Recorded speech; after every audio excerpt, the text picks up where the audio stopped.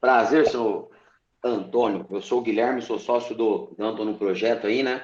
A gente vem trabalhando nesse lado educacional, e é um prazer ter você, ter o seu conhecimento aí, ter a sua vivência, experiência, né? Vocês mandaram para todo mundo aquele resumo sobre a minha pessoa, não foi?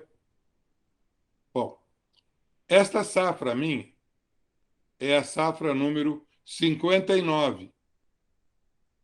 Eu comecei com fertilizantes no Arthur Viana em 1962. A minha primeira exportação direta foi de algodão para o Japão em 1967. Muito bem. Então, veja, uma coisa que eu sempre fiz, quando eu comecei a mexer com fertilizantes, eu me interessei por fertilizante e eu fui estudar, fiz engenharia química para aprender a fazer fertilizante, tá certo? Então, eu não admito participar de alguma coisa que eu não tenho ideia do que eu estou fazendo. Como é que eu posso dirigir uma empresa, uma posição, ou aconselhar um cliente se a gente não sabe o que está fazendo? E outra coisa que a gente sempre fez foi procurar eliminar intermediários. Porque o intermediário, o que é o intermediário? O intermediário é alguém que está entre você, produtor, e o cliente consumidor. Ele agrega o quê? Que você não pode aprender a fazer ou escolher quem é teu cliente. Então, você vê, quando eu comecei. Bom, eu comecei na Asilo depois, na Asilo Lorenzetti, que é açúcar, álcool, café, pecuária, algodão, usina de açúcar e álcool. Então, Asilo Lorenzetti, nós chegamos a ter 300 mil cabeças de gado. Eu abri o Vale do Guaporé num projeto Sudã, em 1970, que nesse projeto Sudã, eu fiz exatamente dentro da lei, tá? E, tanto assim que a Erso de Petróleo, se lembra, Standard Oil, era sócia, o Kaczynski da COFAP, aquele Lancia, que fabrica automóvel italiano, aplicava os seus incentivos fiscais no nosso projeto. Então, o Guaporé, eu abri 136 mil hectares de terra, na fronteira do Mato Grosso, norte, com a Bolívia, lá no Rio Guaporé e Rio Verde. Então, a gente fazia cria, recria e engorda. Nós chegamos a ter lá 4 mil peões de derrubada, tá? Para dar uma ideia para vocês do tamanho. E a gente semeava, a maneira de semear capim é por avião. Então você vai inovando, vai criando, aí de repente o gado ficou com cara inchada. Faltava um mineral no solo e o gado ficava com a cara torta e não podia comer e morria. Então chamam o cientista lá do Rio de Janeiro, o cientista de São Paulo, para estudar o problema da cara inchada. Bom, e aí eu descobri que na Nova Zelândia eles tinham esse problema e trataram. Eu fui lá ver o quê? Como é que tratou? A Nova Zelândia, naquele tempo, você levava 4 dias para chegar. Então, eu fui lá ver, olhar com meus engenheiros para ver como é que tratava da cara inchada. Então, você tinha que dar um ortofosfato bicálcico, não sei o quê, para o gado, e você suplementava aquele molibdênio que não tinha, que fixava o alumínio. Então, eu estou dando exemplos para você, tá? De histórias. E outra coisa que a gente sempre fez. Eu, por exemplo, quando eu assumi, um exemplo qualquer. Bom, Asilo Lorenzetti vendia através dos amigos lá da casa do Vitório Suplicy, fazia o trading, conhecia como é que fazia, era um corretor que fazia o negócio. O algodão vendia outro corretor. Bom, conclusão. Quando eu comecei a pedir para o meu chefe, seu Zé Lorenzetti, que me ensinou muitas coisas do que eu sei na vida, foi um professor. O seu Zé Lorenzetti ofereceu, Zé, eu quero vender para quem compra. Então eu comecei a mexer com japonesada, e o escritório Suplicy não queria ensinar, não queria falar nada, e tinha um acordo com o grupo que eu não podia fazer. Uma vez foi, voltou, fiquei um ano batalhando, comecei a vender farelo de amendoim, óleo de amendoim na exportação, que eu fazia com o seu Isler, e começamos a exportar óleo de amendoim, farelo de amendoim, lá atrás. Depois do óleo de amendoim, eu descobri uma coisa idiota. Se você catar o amendoim à mão, tem lá o amendoim que você vai trabalhar. Fui em Madrid, estava lá vendo negócio de tourada, eles comem amendoim, do mesmo momento que mata o touro, come amendoim. Aquele amendoim é uma fortuna, catado à mão. Eu pus lá um bando de japonês para catar amendoim à mão e passei a exportar amendoim catado, o resto que sobra vai para a fábrica. Aquele amendoim catado valia 6 vezes mais o outro. Então, a primeira coisa que a gente tem que ter na cabeça, quando não é commodity, não interessa o volume, interessa o quanto você ganha e se paga o trabalho que você tem. Tá certo ou não? Então a gente foi mexendo. E outra coisa, que quando eu peguei e assumi a Ceval, só um exemplo, eu fui presidente da Ceval, né? Com carta branca do Ivo Ering, para recuperar a empresa e tal. Eu tive lá um contrato para poder fazer com carta branca o que fosse preciso. Bom, esse é o segundo conselho. Não entra em negócio nenhum que você não controla. Você fica uma presidente de uma empresa, se você não é dono, você fica candidato a Mumu. Mumu, sim senhor, não senhor, o cara manda mudar, não manda mudar. Isso não dá. Ou você tem responsabilidade e autoridade, ou você não se mete. Muito bem. Então, o que a gente fez, então? A Ceval vendia, era a maior empresa aqui da América do Sul, a Ceval. Ela tinha 95% do que ela vendia na exportação para 5 compradores. 5. ADM, Boom, Cargill, Dreyfus, né? E Topfer, não sei quem, André. Bom, conclusão. Os compradores esperavam o final do mês a fixação do preço, um combinava com o outro, vendia um para o outro, para pagar menos para a fixação da Ceval. E aí a Ceval fazia qualquer malcriação, embarcava, por exemplo, gato por lebre, pouco de areia a mais, pouco de porcaria, ficava blacklistado. Um blacklistava para ele cair mais no colo dos outros. Quer dizer, uma coisa cretina, tá certo? Eu estou contando uma história para vocês, que é uma história, isso foi em 1989, quer dizer, fazem 40 anos, tá? E você escuta essa história acontecer hoje. Hoje. Todo mundo tem um orgulho, é um orgulho que, na minha opinião, é um orgulho perigoso. Ah, nós temos 52% de tudo que o Brasil vende, de soja, essas coisas, vende para a China, para um cliente. Um. Isso é um puta risco. O cliente compra como ele quer, vem comprar como ele bem entende, e você não tem alternativa. E eu voltamos de novo na commodity. Todos os carros são brancos, por que nós vamos comprar de outra cor? Né? Compra o banco, qualquer lugar. Então jogam um contra o outro. Então eu cheguei na Ceval, falei, muito bem, nós vamos agora vender para comprar cliente. Eu tinha um corretor, que eu não esqueço disso, eu assumi, eu estava na mesa do trading lá, porque eu não tenho que ficar em gabinete nenhum. Quem fica em gabinete é juiz. A gente tem que estar no campo, na fábrica ou no meio que está acontecendo as coisas. Você não tem que contar histórias, tem que viver a história. Você é advogado, você sabe. Você fez, todo mundo que fez comunicação nesse grupo sabe disso. O professor conta uma história, manda 5 alunos vocês sair, e cada um vai e volta e conta a história, não é isso? Cada um vai contar um ponto, acrescentar um conto. Nos negócios é a mesma coisa. O nego toma uma posição errada, vai lá e mente para você. Fica por isso, né? A Ceval tinha o Polidoro, que era um homem muito bom de originação. A gente estava voando no jatinho da empresa, a 33 mil pés, ele falava do jatinho, aquela fazenda de fulano de tal. Quer dizer, mentiroso, né? Como que ele pode saber de quem aquela fazenda a 10 quilômetros de altura? Não dá, né?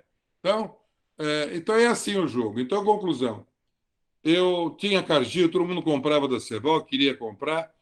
O diretor da Cargill, o Jonathan, falou, Antônio, gostava muito da mulher dele, a Ana, eles eram um casal de trade muito bons. preço por preço vende para a gente. Eu falei, não, preço por preço eu não vendo para você. Aliás, não vou vender para você de jeito nenhum, tá? Só se eu for muito incompetente. Mas antes da Ceval, eu fui presidente da Continental Grain, aqui para a América do Sul. Tá? Eles me tiraram do Zilo, foi fácil, pagou 3 vezes mais, deu contrato 3 anos, me deu autoridade, eu queria aprender, queria morar no exterior. E a Conte me prometeu isso. 3 anos de contrato, depois eu ia para algum lugar, na Conte Nova York, algum lugar desse. Então eu fiquei presidente para esse lado do mundo aqui, Argentina, Paraguai, Peru, essas coisas. Muito bom. A Continental Grain fez uma fábrica em Maringá, que era a melhor do país, gastou 38 milhões de dólares, que podia, inclusive, equipada para fazer high proteína, high pro. Uma das poucas. A outra era a minha fábrica, que eu fiz em Ourinhos, que foi a primeira a fazer high pro no Brasil. Fiz lá em Ourinhos, em 78. A da Conte foi inaugurada em 80. Pois é, foi lá uma puta fábrica americana que tinha de melhor de equipamento. Nunca vendeu high pro. Nunca.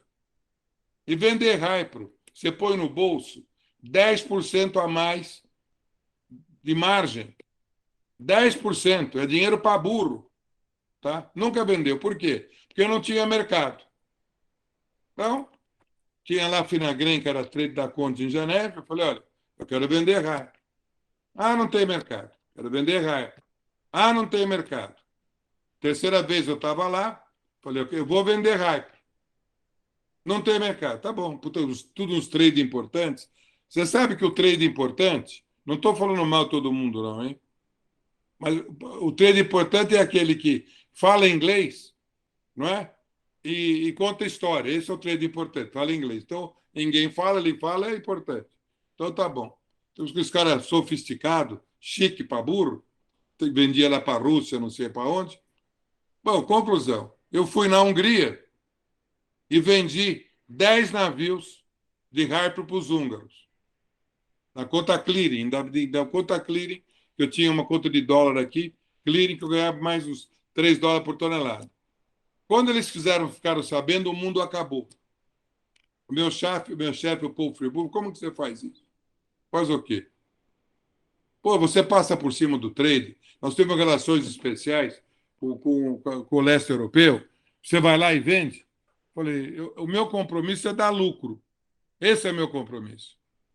Não tenho cliente, eu vendi. E, aliás, eu estou vendendo o resto para a França. Para Purina e pontos na França. Então, assim foi minha relação com a Conte, que, claro, não me mandou embora, eu tinha a carta branca do senhor Michel Fribourg, não é? E que nem o senhor Michel Fribourg, o dono da firma.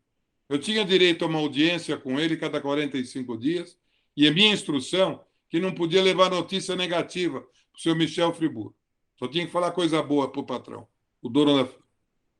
Então, a primeira audiência com ele, falou assim: eu fui orientado, só tenho que falar coisa boa para o senhor, né? Tá? Ele perguntou como vão as coisas. Ah, seu Fribourg, muito bem, excelente. Aí ele me olhou assim, porque eu tenho ordens do meu chefe, que é o presidente, para falar só coisa boa para o senhor. Então está tudo bom. Ele mexeu um lápis na mão e ele riu. Pode falar a verdade. Tá certo? Falei, senhor Fribourg, tem uma companhia chamada Curta Becker, em Bremen. E está na lista negra que a Conte não pode vender lá. Falou, problema de guerra. Nós somos judeus, eles cozinharam a minha família na pizzaria. Tá certo? Falei, bom, já cozinhou, vamos agora ganhar dinheiro em cima deles. A melhor coisa que tem para fazer não é pôr na lista negra, é fazer as pazes e vender caro enquanto ele pagar mais para poder comprar da conta e limpar esse passado. Não vai limpar. Mas nós vamos ganhar um dinheiro com o inimigo. O senhor não acha melhor? Não é melhor, Danton? Né? Conclusão, passamos a vender para o Kurt Becher. Pronto. Tá certo? E ele comprou para ficar de bem com a Conte. E as histórias vão andando assim, né? O meu chefe na Conte, o último, era o Paul Mulholland. E o Andreas, foi para a cadeia o presidente da ADM, porque ele fez um dumping no mercado de lisina. E lá nos Estados Unidos não pode fazer cartel desse jeito, você vai para a cadeia. Então ele foi para a cadeia direitinho, ficou lá 2 anos, podendo ficar em casa, mas não podia mais ser o presidente da empresa.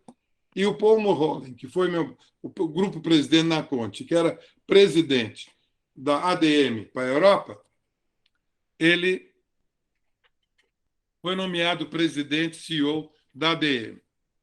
Muito bem. Então, conclusão.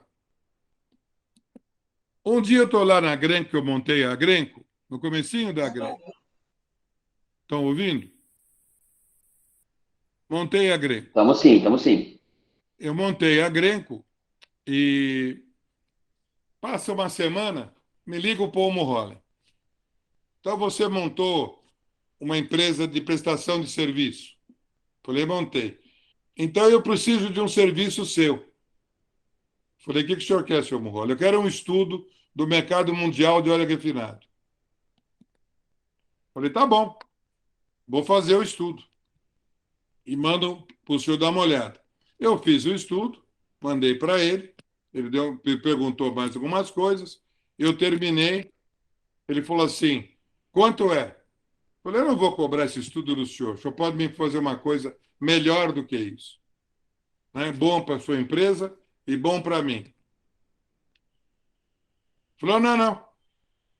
Você é um consultor, 500 libras por hora, vou te pagar 50 mil libras. Falei, bom, pode mandar que eu aceito, mas eu quero um favor seu em troca. O senhor liga para o senhor Wim Govrenboom, que é o presidente da ADM Aeroport na Holanda, que quando você ligava na ADM Aeroport, gente, vinha uma gravação, só uma gravação. Se você é vendedor, tecle tal. Se você é comprador, tecle tal. Se você é corredor, intermediário, por favor, desligar. Acabou, não tinha conversa. Ninguém te atendia. Um holandês intratável. Aliás, uma fábrica que moía e moe, né? 8 mil toneladas por dia, só tinha 22 funcionários, incluindo ele. É um espetáculo de fábrica. Bom, então, falei, quero que você liga para o Bingo Overboom para ele me atender e comprar soja de origem na minha mão, de origem, sem soja que passou, soja de produtor, de cooperativa, sem comprar de intermediário, que vem soja batizada. Ele ligou, o Bingo Overboom me ligou. Ô, senhor Antônio, o povo falou para me falar com o senhor que o senhor tem soja boa, bonita e barata de origem. Falei, me dá esse privilégio, eu vou tentar lhe levar alguma coisa. Me traga tudo que o senhor tiver daqui a 3 horas. Bom, em 3 horas para Ceval, gente, teve um dia que eu mandei o Polidoro comprar soja, em 3 horas ele comprou 900 mil toneladas de soja. A gente não brinca de serviço. Isso é outra lição que eu aprendi na vida. Não tem esse negócio de querer levar vantagem em tudo. É hora de comprar? Compra. Hora de vender? Vende.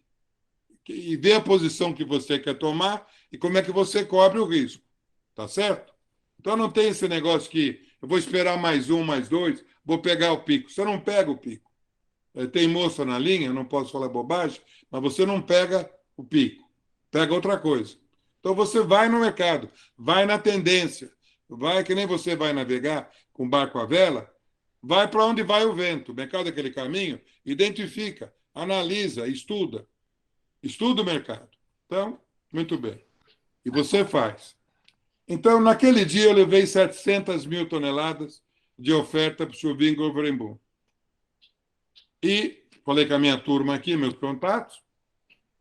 Ele falou assim, está fechado. Eu falei, o que está fechado? Senhor Bingo, tudo, a 700 mil toneladas. Bom, então passei a atender a ADM. Isso me ajudou bastante no começo da empresa. E a gente foi, então, fazendo o quê? Sempre visitando os fornecedores. A Denofa, em 1997, a Denofa é Den Norsk Fabrique. Eu estou chegando nos dias de hoje, hein? Da Noruega. A única fábrica da Noruega, sanitária, higiênica, GMO-free, que tem na Noruega são eles. cheia de exigência, muito corretos, muito rigorosos. Em 97, uma empresa japonesa, o Matrechi Toshuko, e a Cargill disseram para eles que não poderiam mais garantir soja geneticamente não modificada dos Estados Unidos. Aí ficou um desespero, porque a lei norueguesa tinha que ser. Muito bom. O que a gente tem que fazer? Voltamos a dizer, temos que estar prestando atenção, visitando, conversando e escutando o mercado como um todo. Você não pode olhar um pedaço, olhar tudo. Eu soube disso.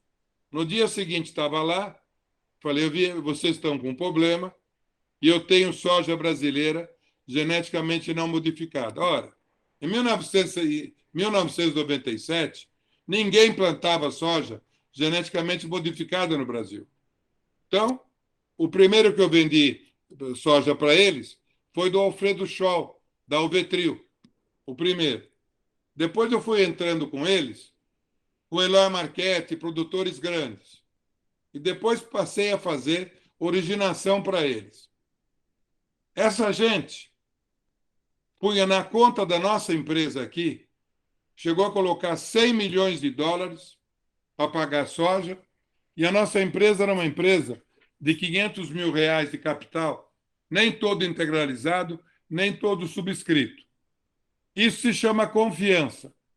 Nunca faltou 1 quilo de soja, nada. Porque o cliente pega você na palavra, ou você pega na palavra, quando você tem palavra, tem dignidade e tem as coisas. Eu trato com o Danton, não sei há quantos anos, eu nunca deixei ele dar uma resposta para ele gostando ou não. É isso, Danton? Resposta é essa, é a resposta, não é outra, é essa. Então, veja. Pode estar certo, pode estar errado. Então, chegando nos dias de hoje, que é o motivo da nossa conversa, eu me distendi um pouco no início para o pessoal poder chegar mais, tá? O que acontece... Fica à vontade, seu Antônio. Ah. Fica à vontade. Não, mas eu estou vendo... o pessoal está chegando, e também é hora que o pessoal sai do escritório e vai para casa ou tem mais tempo. Então, a gente vai dando um tempo, não é? Então, veja, Sim. eu vou para os dias de hoje.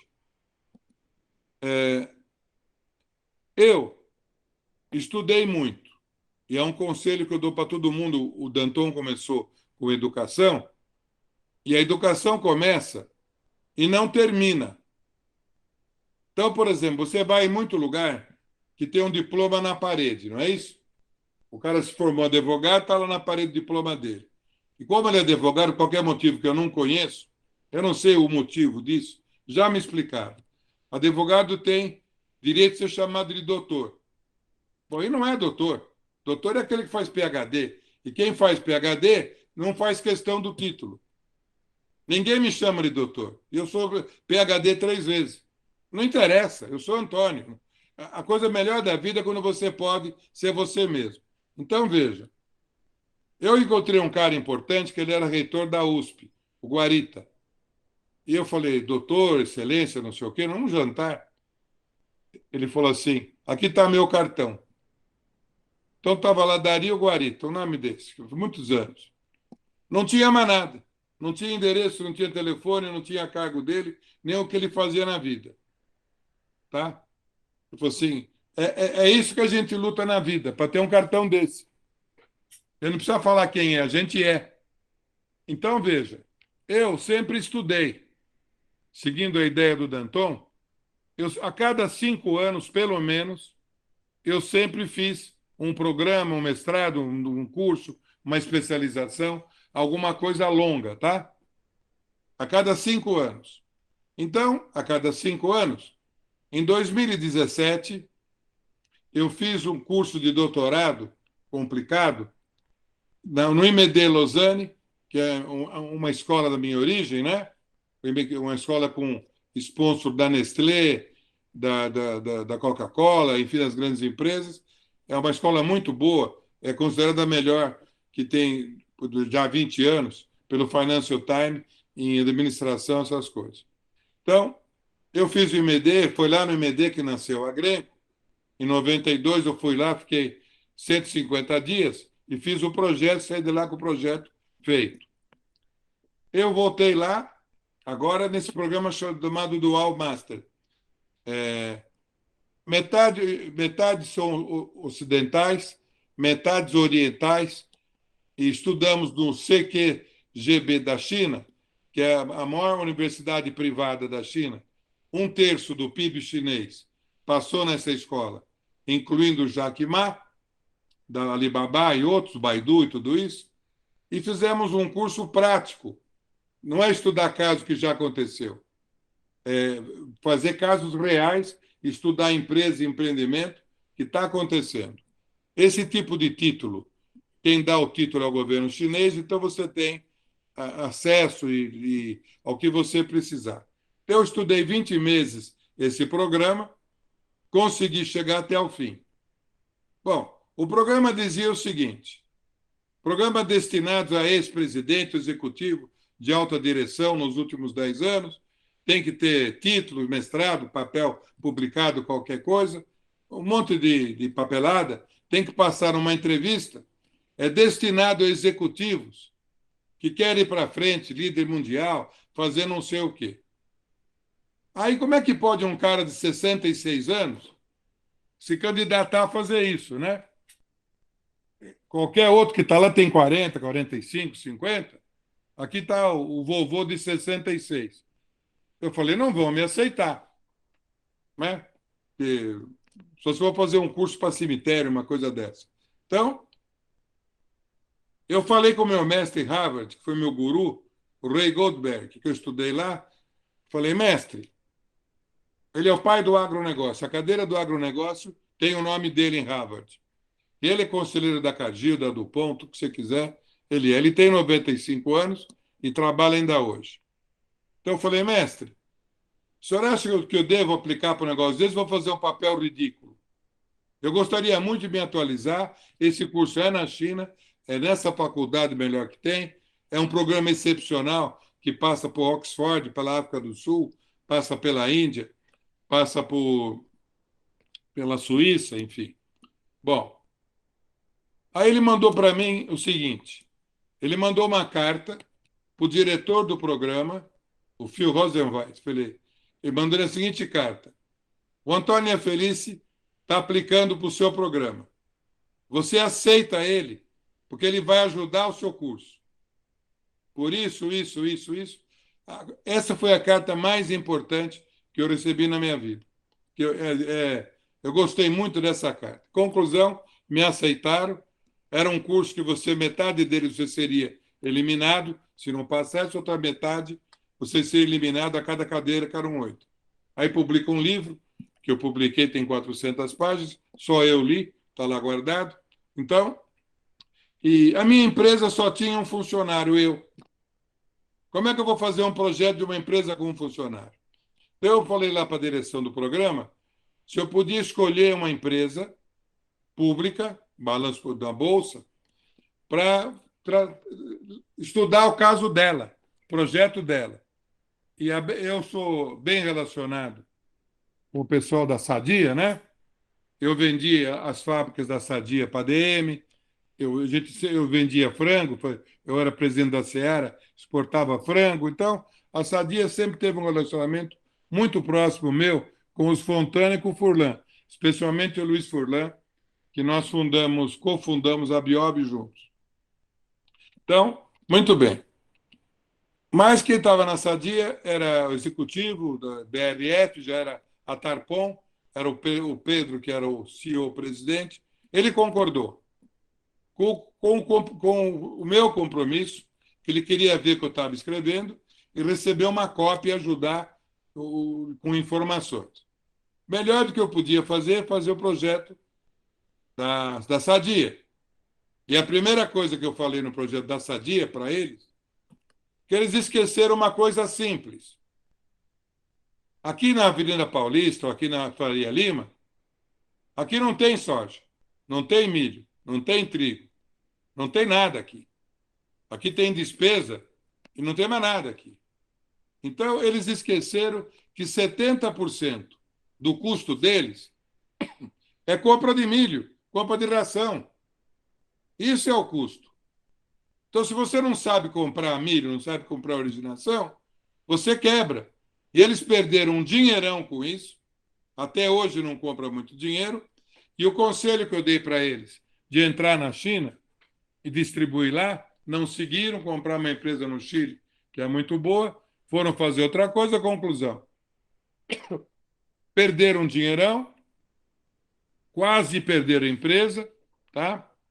E então nós estou dando este exemplo, porque você olha ao redor de vocês e vê isso. Eu terminei meu curso, começou com 50, terminou com 18, eu fui um dos 18 e me atualizei, então, nesse programa de 2017. E eu vivi na China, em todos esses ambientes, visitando Shenzhen, o que fosse, o que seria o futuro. Isso que acabou acontecendo, e que você está vendo era digital, o que o chinês tinha de tecnologia, o que eles têm coisa de ponta, é fora do comum. A China tem 1,4 bilhão de chineses. Em 1980, o Brasil tinha uma renda per capita de $1.700. O chinês tinha uma renda per capita de $180. O tamanho do PIB, multiplicado por 1,5 bilhão de pessoas lá e multiplicado por 170 milhões de brasileiros aqui, o tamanho do PIB era mais ou menos a mesma coisa. 40 anos depois, o chinês tem um PIB de 23 trilhões de dólares em moeda equivalente, é a maior economia do planeta, e o Brasil tem 2 bilhões, 10 vezes menos. Por que 10 vezes menos? É a nossa atitude. A gente é meio acomodado. O Brasil não cresceu. Agora, 40 anos, tá? 40 anos de regime bolivariano, regime anarquista, regime não sei como é que é o nome, mas o problema não é o regime, não é o governo. Você quer governo mais bagunçado do que o da Itália? Não tem, não vamos falar mal do nosso governo, nem do nosso país. Tem a Itália, tem a Indonésia. Você acha que a Indonésia que come cachorro preto porque é sexualmente bom para os homens, só come cachorro preto, tem uma cultura mais avançada do que a nossa? Não tem. Que eles não têm problema? Tem. Todo mundo tem problema. É a atitude que se toma, como é que abre a economia, como é que faz. E a Indonésia hoje vai muito melhor, obrigado, melhor que o Brasil, por causa do óleo de palma, que é a maior produtora do mundo, óleo de palma. Então, muito bem. Então, eu fiz essa, e eu vivi isso lá. O que acontece com o mundo nos dias de hoje? Eu estou falando de economia, né? Eu sou economista. Seu Antônio, só te fazer uma pergunta, já que você falou, fez uma, como fala, você fez, começou lá em 78 e veio para os dias de hoje, né? Você por vários períodos aí de tecnologia no meio do agronegócio, né? E que você vê essa tecnologia que está nascendo hoje aqui no nosso país, de tipo de, como posso falar, até na redução de agrotóxico mesmo, né? Com esse negócio de robô que mata larva de não sei quantos hectares lá de soja, vai direto no casulo. O que você enxerga disso? Você acha que isso é o caminho? Nada substitui a questão das antigas, né? A tecnologia que está aqui, ela não é nossa. Vocês falaram da Sofintech, daqueles cubanos lá de Araçatuba, tá? Qual foi o executivo? Né? Gente boa, até são os cubanos. Gente muito boa. Eles tinham tecnologia, desenvolveram tecnologia de economizar máquina, equipamento, ser mais eficiente e eficazes, tá? E eles contrataram um executivo. Quem que eles contrataram? Basicamente, meu filho, o Rodrigo Ian Felício dos Santos, que trabalhou comigo desde o começo. E ele pegou aquela empresa que valia 80 milhões de dólares e hoje ela vale 1,5 bilhão de dólares. tá? E ele está em outras plataformas. Ele já está na tecnologia que você está falando, que é a tecnologia que ele faz parte lá do governo da Carolina do Sul e de Chicago, o governo americano, ele faz parte daquele grupo. Então, isso são tecnologias que nós estamos trazendo, estamos desenvolvendo. Por exemplo, hoje nós temos muito desperdício. Eu escrevi até uma matéria esses dias no uso de fertilizantes, tá? Você tem outras formas de você economizar fertilizantes e você fertilizar os solos. Eu tenho o Dib também, que é um amigo meu da Dib Nunes, que está com essa questão de criar minhocas. Então, tudo isso vai levar a um ganho de eficiência e produtividade muito grande para o Brasil. O Brasil tem uma vantagem que ninguém tem. Algumas vantagens. Primeiro, nós temos aqui, desenvolvemos a agricultura tropical. É o único país do mundo que pode ter 2 ou 3 safras por ano. E outra, o nosso produtor começou 30, 40 anos atrás, ele não podia ficar no Rio Grande do Sul, nem em Santa Catarina, que a propriedade não dá para a família. Ele pôs a mala nas costas e veio desbravar esse cerrado todo. Esse cerrado todo que eu conheci bem, não nascia nem pau torto, sabe? Super ácido, uma terra terrível. Quando chegou essa gauchada para plantar soja, qualquer coisa, o pessoal ria. E a gauchada pegou para a gauchada, não estou pegando só gaúcho. Aqui é paranaense, aqui é barriga verde, né? Capaz de ter até algum paulista no meio aí, mas foi essa turma que veio fazer. Porque os antigos, pecuaristas, né? Todo mundo conhece o Ovidio Brito e outros famosos, tá? Tava com o pessoal de açúcar e álcool, que trabalha do mesmo jeito, desde quando Pedro Álvares Cabral veio para o Brasil, são super conservadores, não mudou muito, mas essa turma que puxou e fez todo esse cerrado, e aonde vocês estão hoje, essa turma foi aprendendo e apanhando, ficando debaixo de lona de caminhão, às vezes não podia pagar o banco, tinha até um ditado que dizia: um gaúcho chora sozinho, 2, toma chimarrão, 3, dá um golpe no Banco do Brasil. Né? Esse era o ditado que se dizia. Não é verdade, mas era conversa. Então, veja, essa turma tem 30 anos de janela. Eu tive aí na Bahia várias vezes, com o doutor Nilo Coelho, que eu gosto muito dele, família Coelho, eu conheço bem eles. E eu estive visitando, ele me levou em todo lugar e eu conheci um sujeito chamado Luiz Carlos Fernandes. O Luiz Carlos Fernandes foi lá para Luiz Eduardo Magalhães, há 30 anos atrás, ele era motorista de caminhão. Motorista de caminhão. Pegou lá uma área, acabou ficando com 25 mil hectares, tudo irrigado, tudo plantado, produz mamão que ele exporta, produz soja, produz um monte de coisa. É um sujeito muito bem, simples, e eu pego o Luiz Carlos Fernandes como exemplo. Um dia eu chego lá, a filha dele era dentista, largou de ser dentista para criar peixe. Então, estava lá criando peixe. Né? Puta monte de peixe. Eu estava com os noruegueses, junto para um projeto do Dr. Nilo, até fazemos isso na Noruega, demos um palpite lá nos peixes dela. Quer dizer, você vai no Brasil, você descobre coisas que você não tem a menor ideia o que foi feito. Eu tenho um amigo aí em Chapada Diamantino que ele produz um vinho lá a 1.500 metros de altura, o Jairo. Só que ele um vinho Merlot que ganha prêmio na França, ele não quer saber. O vinho fora do comum. Então, o Brasil tem muita coisa que foi desenvolvida, isso não tem volta. Estou respondendo a sua pergunta. Você vai ver agora, com toda essa ligação digital, toda essa comunicação integrada, a informação é disponível. Você consegue acessar qualquer coisa e ser acessado, você operando bem as redes sociais, você conversando, pesquisando. Você não precisa mais ir numa escola. Você entra no site da escola. A escola te dá um curso aí para você, ou você pesquisa o que você quiser. Você quer uma informação, você tem que saber perguntar. Hoje em dia, a Bíblia nossa chama Google, por exemplo. Um exemplo qualquer. Dificilmente você não encontra uma resposta no Google.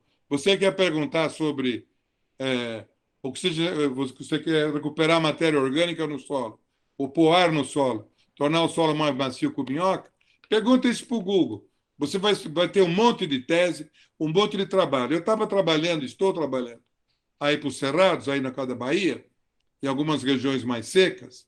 Estou trabalhando com a Embrapa, estou discutindo com eles, o sorgo granífero, tá? Sorgo. Porque você planta milho, o milho é uma janela muito curta, e o milho é muito sensível de tempo para plantar.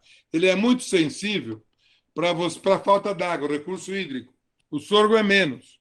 Ele é mais rápido, o ciclo vegetativo do sorgo. Então, nós plantamos em área que você não tem irrigação, e que você tem um volume de chuva de mais ou menos 800, 900 milímetros por ano, só que cai num certo período, quando não chove nada. Então, o sorgo é uma alternativa. Outra alternativa que nós estamos pesquisando é o girassol. E você vai ver novos produtos, novas variedades, um aumento de produtividade. E uma coisa muito grande que vai acontecer, respondendo a sua pergunta, você vai reduzir os custos com nova tecnologia. Eu arrisquei perder meu emprego, porque tem uma conversa muito grande por aí dizendo que vai faltar fertilizante, não é isso? Que o mundo vai acabar, que vai faltar fertilizante, precisa chamar russo, precisa chamar americano, precisa chamar político, não é? Tá certo ou não? Bom, eu Sim. escutei muita conversa, muita conversa. Então, a conversa é o seguinte: houve uma disrupção logística. Por quê? As fábricas, com o negócio da pandemia, reduziu os altos fornos, desligou os altos fornos, reduziu a produção, tá certo? Quando voltou para outros setores a demanda, não tinha produto porque não tinha fábrica, tá certo ou não? Bom, Sim. aí o que aconteceu? Toda essa bagunça, um navio de container da Maersk, no passado tinha 10 empresas. Hoje são 3 empresas que no mundo, que a COSCO, que é o chinês, a Maersk, a CMC, que controla 90% do mercado de container. Eles estão no negócio para ganhar dinheiro, não é verdade?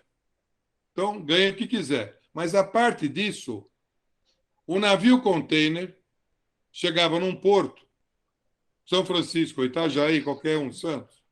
O navio chegava 4 horas da tarde e atracava direto. Em 3, 4 horas, carregou naquele navio, encheu ele de container, 3, 4 horas. O navio ia embora. Tá certo? O que passou a acontecer com essa crise de disrupção de logística? O navio de container chegava, tá? Não tinha como descarregar no porto de chegada. Covid, quarentena, não sei o quê, complicado. Então, o navio que descarregava em 4 horas passou a descarregar num mês. Um mês. Então, o frete, que era $400, foi para 10 mil. Parou aí? Não. Você queria uma máquina, equipamento, alguma coisa de container, atrasava tudo, faltou aço, faltou tudo. Tudo triplicou de preço. Tá certo ou não? Agora, isso não vai durar para sempre. Então, o que aconteceu com o Brasil? Aproveitou essa oportunidade, câmbio, dinheiro a custo zero, o governo injetou muito dinheiro na economia, dinheiro a custo zero, né? Então, os governos, para poder salvar a economia e fazer lucro para quem fabrica vacina, que nem faz essas coisas, teve uma roubalheira no mundo inteiro generalizada, e agora nós estamos já numa fase de endemia. Já não é mais pandemia, só que este mal foi feito. Então, veja, os custos cresceram muito. Mas voltando no fertilizante e na sua pergunta, você sabe como fabrica superfosfato simples? Não Não? faço a mínima ideia, São Antônio. É muito fácil. Eu vou dar um exemplo idiota. Você pega uma banheira na sua casa, tá? Pega rocha fosfórica, fosfato Uhum. natural. Moe bem Uhum. fininho, tá? Como a sua banheira é esmaltada, você coloca ácido sulfúrico lá para reagir e ali vai virar o superfosfato. Aí você seca, você tem o superfosfato. É simples assim? Não é tão simples assim, mas é mais ou menos assim. A fórmula é essa. Então, Uhum. eu acabei escrevendo sobre isso, porque o que acontece? O Brasil tem potássio? Tem potássio. Tem potássio. Onde nós temos potássio? Tem potássio em laranjeiras. Nós temos potássio na vinhaça da cana.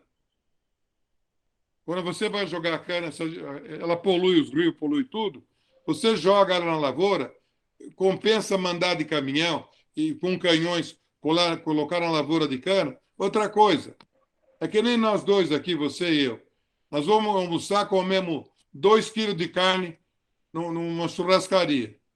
Quando chegou na janta, nós temos fome de novo, verdade ou não? A planta Sim. também. A planta também. Então você tem que perguntar para a planta, diagnose foliar ou adubo foliar, o que a planta quer.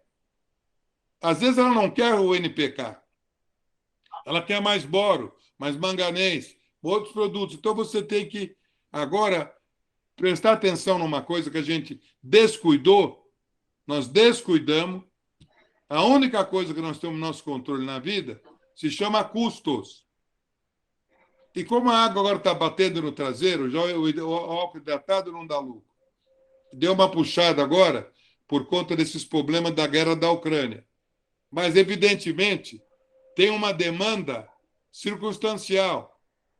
Não é demanda que vão comer mais, não vão comer mais. Vão comer menos. Você deve conhecer, vocês todos que estão na linha, quantas pessoas da classe C, D e E tiveram redução de salário.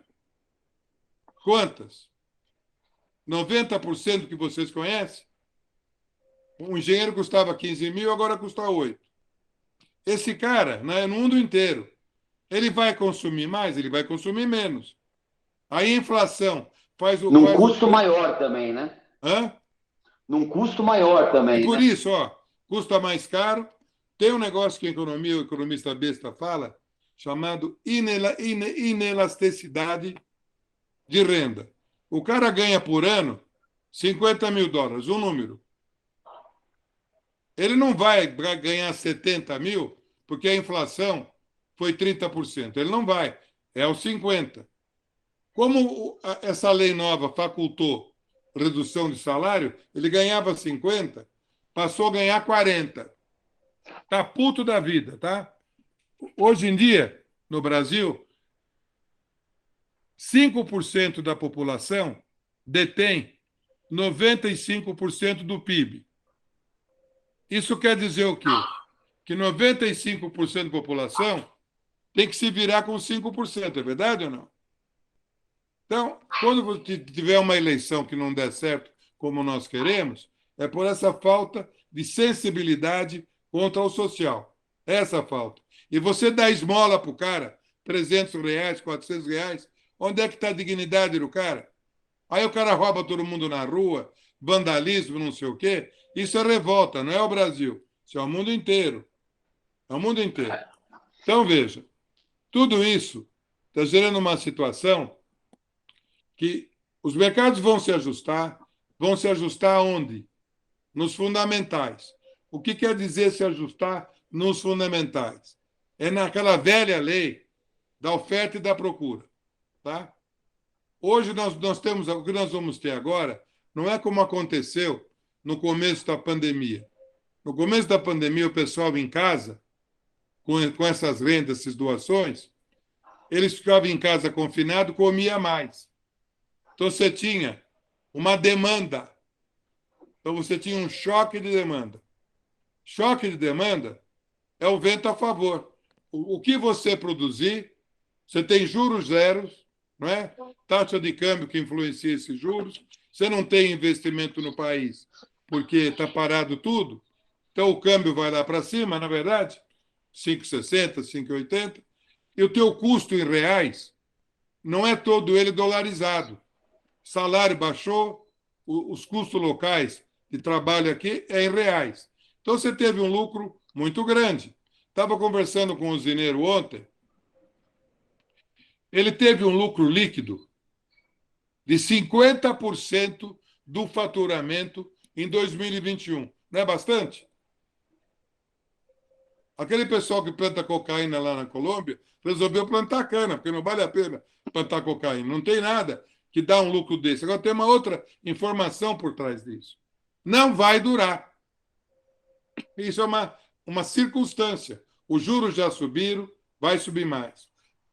Tem inflação. Você imagina os Estados Unidos. Uma inflação nos Estados Unidos, 7, 8%.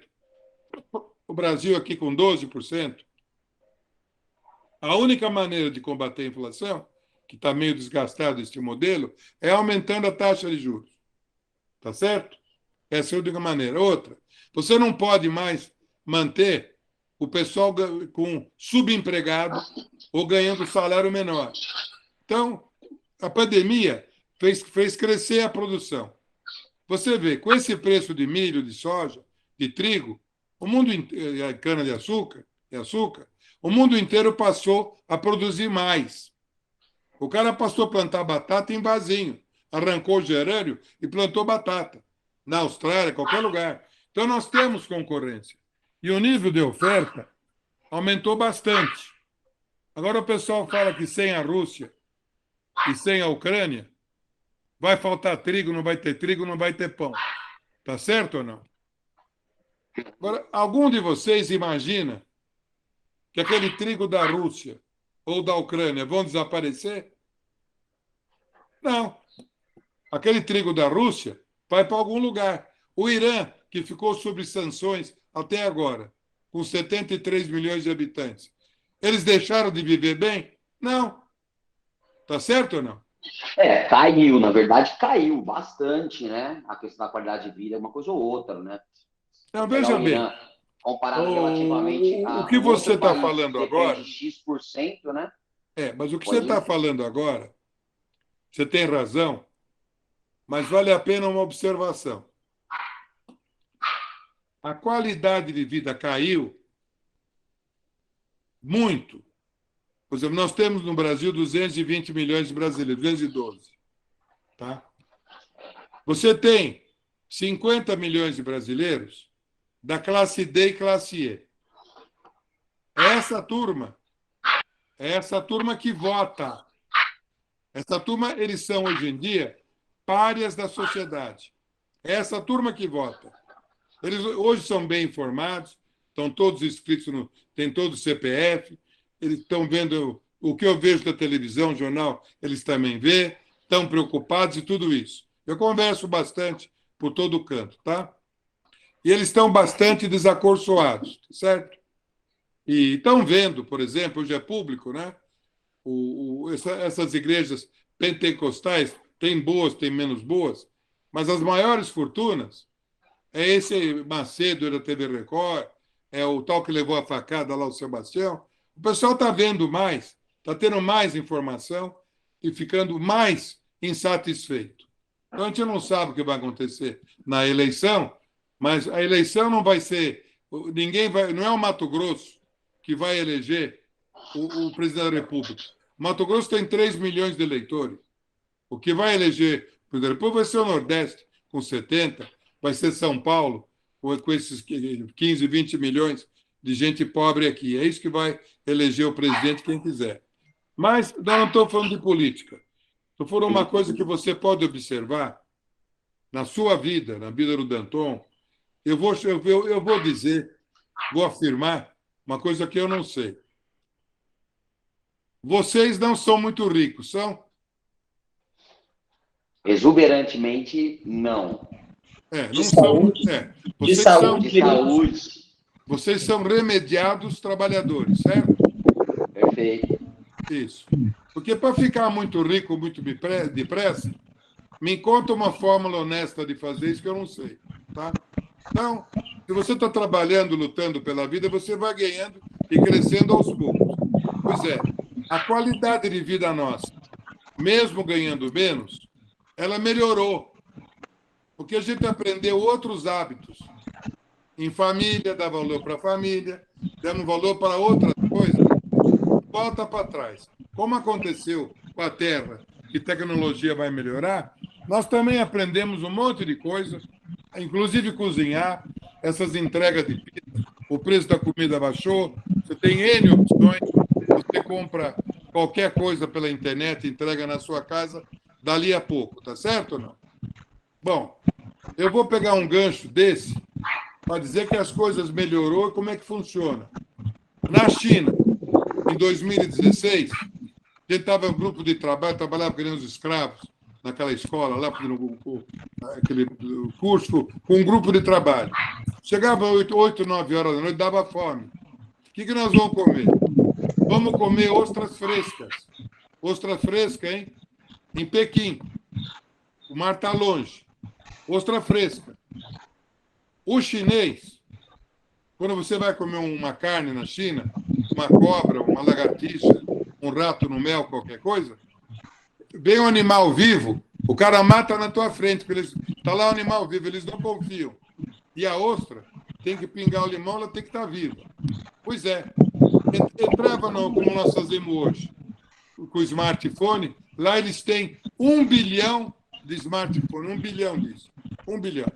Entrava com o smartphone e tinha um leilão de ostra. Você comprava o mais barato, dali a 20 minutos estava lá as ostras para você comer, tudo vivo.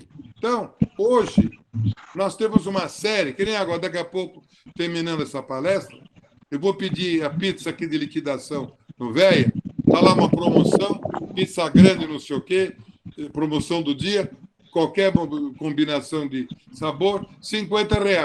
Pois é, isso mudou. Hoje o cara quer entregar a pizza aqui.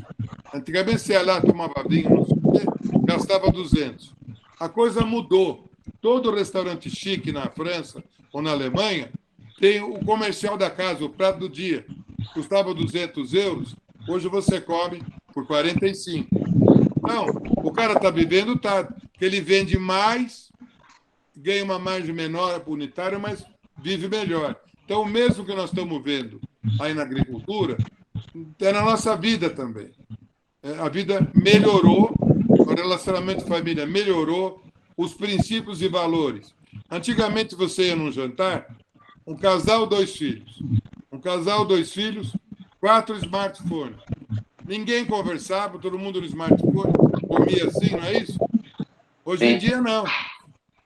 Hoje em dia é diferente. Você conversa com o seu filho, se ele é burro, ignorante, ou você ele te ensina, você tem que estudar com ele. Então, muita coisa melhorou e vai melhorar. Nós adquirimos novos hábitos para tudo. A vida mudou completamente e não volta para trás. Até a questão tal do aumento que o senhor citou, né? Nota-se isso que da época lá do senhor, vamos falar década de 70, década de 80, né? A quantidade de cabeças por família, ela vem diminuindo cada vez mais, né? Antes a gente tinha um número... Como é que é? Repete que truncou um pouco a sua voz. A sua voz truncou. Repete. Hoje, até pela tal da inflação, né? A gente percebe que as pessoas elas estão deixando de querer aumentar a família, né? Tipo, de querer ter mais uma boca, pensam mais, vou ter 2 filhos, vou ter 3 filhos, tanto que vem diminuindo como que eu posso falar? Essa quantidade de cabeça por família da década de 70, década de 80, o que eu acredito que é o que torna o jovem hoje, né, as outras gerações seguintes aí, né, um pouco mais, como que eu posso falar? Racional, talvez, um pouco mais racional para você. Veja bem, a população da Rússia, a Rússia é um país que o tamanho dela é 17,9 milhões de quilômetros quadrados, ela é o dobro do Brasil, tá certo? O dobro. O dobro. A Rússia sozinha é o dobro de todo o resto da Europa. A Rússia, tá? A população da Rússia, de 180 milhões de habitantes, é declinante. pessoal não quer mais filho, porque está caindo a população. Vai ficando velho, morre os velhos, os novos que nascem, não é assim. Alguns países, que nem a França tem um programa militar faz muito tempo do direito de solo. Nasceu no solo francês, é francês, entendeu? Tem o direito. O Por que Brasil quis isso? implantar isso também, né? Foi meados na década de 45 que teve isso, se eu não me engano. Eu Aqui, sei porque foi. Tanto que, se eu não me engano, consulado italiano, consulado espanhol, o pessoal que migrava para cá, naquele período, Brasil, tipo, não, eu não sei se foi político eu sei isso, que foi durante a guerra, foi governamental. logo depois da guerra. Você lembra disso aí? Foi então de Lembro. 45, entre 45 e 50. Eu sei que eu Isso. estou tirando a cidadania e meu tataravô é de Pádua, né? Então eu levanto defunto agora, rapaz. E tem muita coisa assim na época, né? Então tinha muitos documentos que os cartórios daqui eles não cediam desse movimento que logo quando meu avô faleceu, em 59, tinha, né? Que então, mas seu avô ele veio para cá, ele nasceu na Itália ou ele nasceu aqui? Não, o meu avô nasceu aqui. Então, quer dizer, a minha avó já não é italiana mais, ela é brasileira. Aí foi aonde os consulados dos outros países, né, entraram e falaram, não, peraí, o cara nasceu em solo italiano, ele tem documento, ele tem um registro tipo, conosco, seja numa região siciliana, numa região sudeste, central, tipo, da Itália, Espanha, enfim. E isso que você falou agora me veio à tona, isso já teve no Brasil, né? E acho que corre algo do Tribunal de 1967 quanto a isso aí, né? Que Veja bem, ainda brigam por isso ainda. bom, o meu pai era italiano, minha mãe é alemã, tá? Hum. Eu tenho a minha cidadania italiana, embora eu tenha nascido em São Paulo. Foi antes desse período. Porque esse período, o consulado não dá cidadania porque você é brasileiro. Nesse que você falou, tá? Foi uns 10 anos que aconteceu isso. Então, veja, só que as populações, o Brasil, até 2035 ou 40, a população brasileira que hoje é 212, vai estar em 230 milhões de brasileiros. Está ouvindo ou não? Sim? Essa é a projeção para a nossa população. A população da Europa ou não vai crescer ou vai decrescer na maioria dos países, está ouvindo? Aonde que a população vai crescer muito? Vai de 1 bilhão e 200 milhões de habitantes para 2,8 bilhões de habitantes. Na África, a população chinesa vai estabilizar nesses 20 anos no 1,5 bilhão de habitantes. Qual é a população que vai ultrapassar a população chinesa? A da Índia, Bangladesh, vai crescer muito, Indonésia, tá?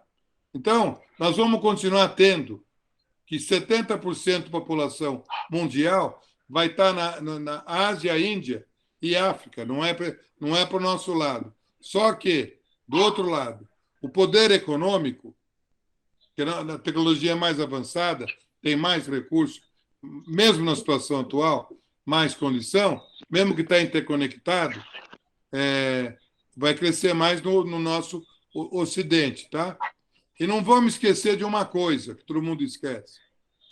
Quanto por cento da população da Índia você acredita que seja muito inteligente? Ah, entre 10 Chuta e um vinte por número. cento Entre Não, 10 e vinte chuta por um número cento baixo, baixo. Muito inteligente. Muito baixo. Vai. O Quanto? tanto de investidores que a gente tem no país hoje, aí, beirando 5%, vai. Tá. Se for 5%, que por acaso é, 1,4 bilhão de hindus, não é isso? Cinco por Uhum, cento são 70 milhões de hindus, não é isso? Concorda? Isso é uhum. mais do que a população da França, só de gênios. Então você vê hindus assumindo direções de empresa americana, banco, tudo isso, porque eles têm escolas que. Tem uma escola, os IMES, na Índia, Instituto de Tecnologia, não sei o quê, tem em Nova Delhi, tem em Bombay, tem em Ahmedabad. 3 mil candidatos para uma vaga nesse instituto. 3 mil. E só entra gênio. Ora, o cara já tem um QI lá em cima, é o 5%. Entra nessa escola, você contrata um cara que sai dessa escola por $50 mil por ano. Qualquer gênio inglês vai custar $200 mil e ele não quer nem sair de casa. Ele quer estar lá perto de Londres e não quer saber de você. Então, realmente, nós temos que mudar um pouco a nossa maneira de olhar e ver um pouco essas estatísticas do que está acontecendo. Então, nós vamos ter um período aí garantido agora, até mais ou menos março de 2023, tá? Nós temos que pensar no mercado normalizado, já está tendo mais oferta, o petróleo já caiu, já a Venezuela ficou boazinha. O mundo é muito prático, viu? Não tem nada por amor, é tudo por dinheiro. Se interessa, o Maduro é um cara legal. É muito mais fácil controlar um Maduro do que controlar um Putin, é verdade ou não? Tá? É diferente. Então, tudo isso faz o quê? Vai ter a maior reserva de petróleo do mundo, 307 bilhões de barril, é da Venezuela. Tem 40% mais do que a Arábia Saudita. Isso que você falou faz bastante sentido no que a gente vem enxergando nesse cenário atual, né? O Putin tem o poder, está fazendo o que ele quer, basicamente, e o Maduro, quieto na dele, respingou tudo no colo dele, né? E ele não hesitou em fazer negócio, né? Mas eu não tô meio que por dentro, né? Como que está sendo feito isso, né? Se Olha, ele está o mundo levando inteiro, viu? O mundo alguma inteiro, certa vantagem nisso. por exemplo, o que falaram os alemães e os italianos para os americanos? Nós não vamos abrir mão do petróleo e gás russo, é verdade ou não? Uhum. Aí a Ucrânia quer que feche o espaço aéreo. Não vai fechar, porque o espaço aéreo permite que qualquer um derrube um avião naquele espaço. Não foi concordado. Agora, o que a gente tem que entender, por isso que você, o Danton e a turma que está na linha, viaja mais. Tem que entender a cultura de cada país. O Putin só não quer uma coisa. Ele não quer a Ucrânia na OTAN com míssil a 5 quilômetros de Moscou. Por que vão mexer lá com ele? É só isso. Eu não estou falando bem dele. Agora, a cultura deles, eles são eslavos. Eslavos é o pessoal da Sérvia, essa turma. Eles entram numa briga, eles entram na briga. É uma questão cultural. É diferente a maneira de cuidar. Por exemplo, na Rússia, tem lá um ditador que fica 30 anos no poder. Desde quando a Rússia não tem ditadores que ficam 20, 30 anos no poder? É cultura deles. É a maneira de agir deles. Que nem a China. A China é um país claro. 92% da população chinesa é de uma única etnia, uma só. Han, H-N. Han. Então, eles têm alergia a leite. Então, todos têm alergia a leite, porque é 92% da população. Conclusão. A China é um país chamado China SA. Entre eles concorrem ferozmente. Ora, em termos de China, o governo chinês faz parte da China, faz parte do negócio. Eles ficam esperando o plano estatal, porque o governo chinês cuida da China. E é por isso que a China vai bem. Entre outras coisas. O que mais, gente? Sim. Cara, eu acredito que bem legal esse bate-papo. A gente que, assim, é entusiasta de mercado, né, seu Antônio? A gente acompanha a parte de commodities, né, viu o que o algodão fez nesse ano aí, né? Para despedir. Todo mundo que quebrou nesse nosso ramo, quebrou de arrogância, viu? Tá ouvindo, não? Sim. Então, e tem sempre um jeito de fazer melhor. E esse jeito não é querer transferir para o governo o teu risco, o teu negócio, entendeu? As empresas brasileiras do agronegócio têm que verticalizar, têm que industrializar, têm que ter produtos e clientes. 2023, 2024 está aí. nós podemos facilmente chegar a 800 milhões de toneladas. Podemos. Agora, o nosso poder de barganha é menor que o poder de barganha americano e é menor que o poder de barganha europeu. Então, vai ter muito xenofobismo, muito protecionismo, negócio do governo chinês com o governo americano. Eu fabrico esse smartphone aqui e você me vende soja, isso vai acontecer. Então, nós temos que tomar cuidado. Tecnologia, nós estamos bem.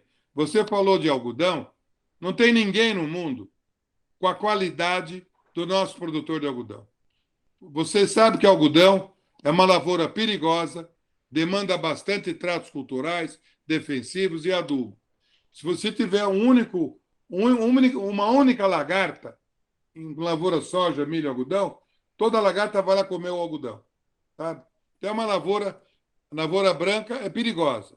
Pois é, essa turma... Não, é perigosa. Essa é cara produzir algodão. Agora, essa turma do algodão está longe, eles estão longe. Por exemplo, como é que o preço do algodão subiu, caindo a demanda? Eles reduziram a oferta. Eles têm uma associação que eles combinam coisa inteligente. Os caras são bons. O nosso produtor é muito bom para produzir. Ele é muito ruim para vender, mas é muito bom para produzir. Tá bom? Tá certo. Danton, ok? Desmuta aí, Danton. E qualquer momento que quiserem conversar qualquer assunto, eu mando aquelas barbaridades que eu escrevo. Acho que o Danton é o único que lê. Tá, Zóio, para discutir qualquer coisa, tá bom? Muito bom. Me manda aí para dar uma lida também, Danton.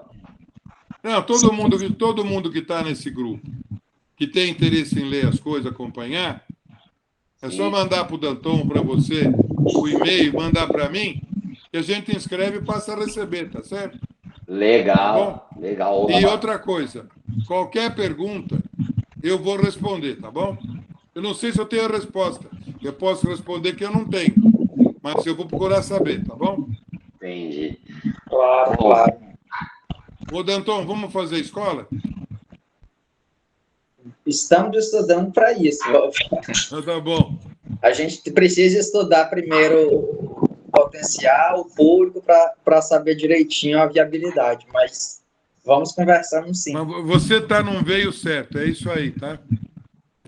É isso aí, a gente agradece. Hoje eu não sei se você viu, o único hospital de um setor, por exemplo, o hospital dos produtores de açúcar e álcool da região de Ribeirão Preto, é um hospital que saiu do negócio, entendeu? Único. É um espetáculo. Tá? Então, é o super alcooleiro ali de Sertãozinho? Ou não? É o super, não é super alcooleiro que fala, super destilaria ali de Sertãozinho, Barrinha? Não é uma só, é de todo mundo. Não, sim, é que você falou Ribeirão. O setor sucroalcooleiro. Mas eu queria dizer para vocês que andem mais no Brasil, tá? Eu até vou dizer uma coisa incrível. Andem mais em São Paulo. Antigamente falava que São Paulo era beríndia, né? Uma mistura de Bélgica com Índia, tá? São Paulo superou a Bélgica, não tem mais a Índia. 45% do PIB desse país e o maior setor do agronegócio é São Paulo. Não é Mato Grosso, nada, é aqui. Estou para conhecer, tá bom? Show de bola. Boa noite, seu Antônio, gente. obrigado. A gente agradece a participação aí e as portas estão abertas para outras oportunidades. Isso aí, obrigado. Show de bola, obrigado. Boas ordens. Obrigado, pessoal. Valeu, Boa noite. Tchau, boa noite.